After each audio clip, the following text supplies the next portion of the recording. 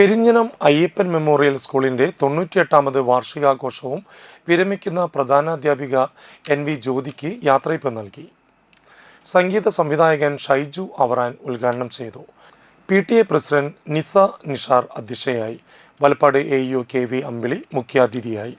അധ്യാപിക KS Nisamol report അവതരിപ്പിച്ചു.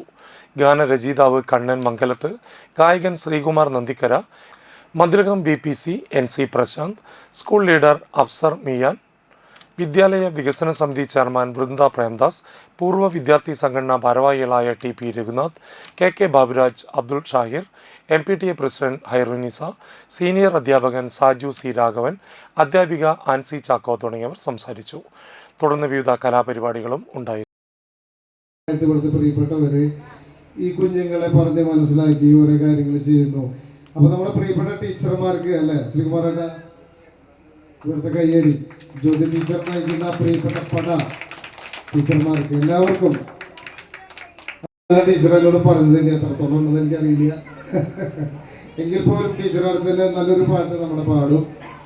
അപ്പൊ ടീച്ചറുടെ അഭിനയ രംഗത്തും ഈ പാട്ട് രംഗത്തുള്ള യാത്ര തുടരട്ടെ.